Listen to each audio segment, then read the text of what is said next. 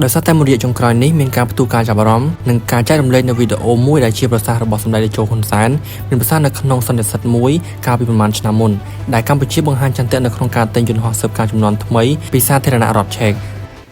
កាលពីពេលមុននេះកម្ពុជាបានទិញយន្តហោះស៊ើបការ L39 ចំនួន6គ្រឿងទៅកម្ពុជារួចហើយឥឡូវនេះព្រឹកមិញនេះខ្ញុំក៏បានស្នើសុំពិភាក្សាអំពីលទ្ធភាពដែលកម្ពុជាអាចទិញនៅយន្តហោះស៊ើបការ L39 ប្រភេទថ្មី3ទៅ4គ្រឿងបន្ថែមទៀត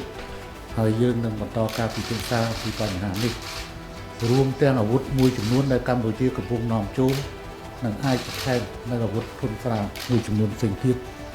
នៅក្នុងវិស័យទំនាក់ទំនងសន្តិសុខនិងការពិជាតិរបស់យើងតើយន្តហោះប្រភេទនេះមានប្រវត្តិនិងសមត្ថភាពអ្វីខ្លះថ្ងៃនេះយើងទៅស្វែងយល់អំពី L39 Skyfox ដែលជាយន្តហោះហ្វឹកហ្វឺននិងប្រយុទ្ធស្រាលចំនួនថ្មីដែលត្រូវបានគេចាប់អារម្មណ៍ថានឹងជួយលើកកម្ពស់សមត្ថភាពកងទ័ពអាកាសកម្ពុជា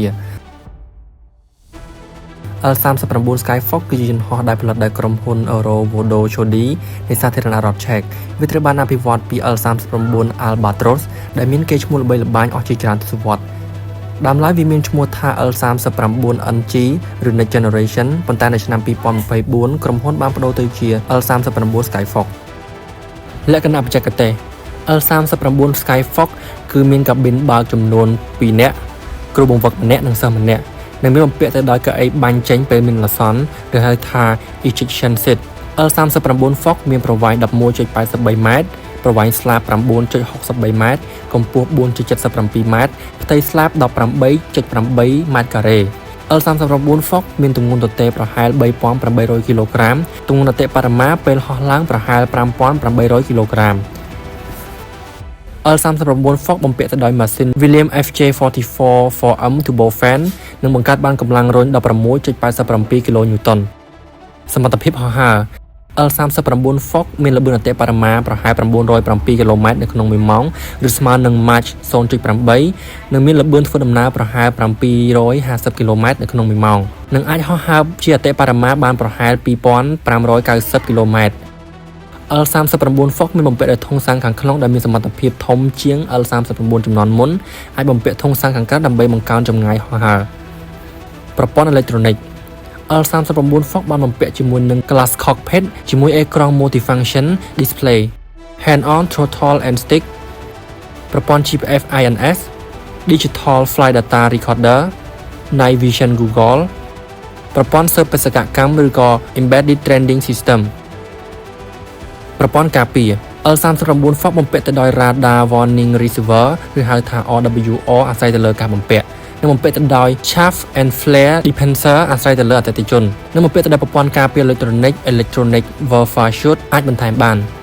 អាវុធ L39 Fox មានបំពាក់ទៅដោយ Head Point ចំនួន5 1ក្រោមតួ2ក្រោមស្លាបខាងឆ្វេង2ក្រោមស្លាបខាងស្ដាំវាអាចផ្ទុកអាវុធប្រហែល 1650 គីឡូក្រាមរួមមានក្របបែកធម្មតាក្របបែកដឹកនាំដោយ laser rocket pod កាំជ្រួចអាកាសទៅអាកាសរយៈចម្ងាយខ្លីកាំជ្រួចអាកាសទៅដី gun pod 20 មីលីម៉ែត្រនិងធុងសាំងបន្ថែមបេសកកម្ម L39 Fox អាចបំរើនៅបេសកកម្មជាច្រើនដូចជា ហ្វឹកហ្វឺនអ្នកបើកបរយន្តហោះចម្បាំង close air support counter insurgency border patrol reconnaissance light attack និង air policing ចំណុចខ្លាំងរបស់ L39 Skyfox L39 Skyfox មានតម្លៃប្រតិបត្តិការទាបជាងយន្តហោះធុនធ្ងន់ងាយស្រួលក្នុងការថែទាំប្រើប្រាស់ប្រេងឥន្ធនៈតិចស័ក្តិសមសម្រាប់ការហ្វឹកហ្វឺននិងបេសកកម្មប្រយុទ្ធស្រាល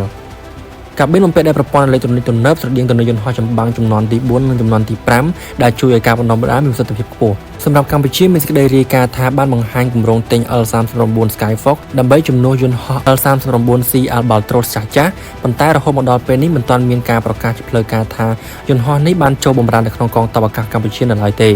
ប្រសិនបើកម្ពុជាទទួលបាននៅ L39 Skyfox នាពេលអនាគតវានឹងអាចជួយពង្រឹងសមត្ថភាពហ្វឹកហ្វឺនអ្នកបើកបរបង្កើនប្រសិទ្ធភាពការពារដែនអាកាសនិងកាត់បន្ថយថ្លៃប្រតិបត្តិការបើប្រៀបធៀបទៅនឹងយន្តហោះចម្បាំងធុនធ្ងន់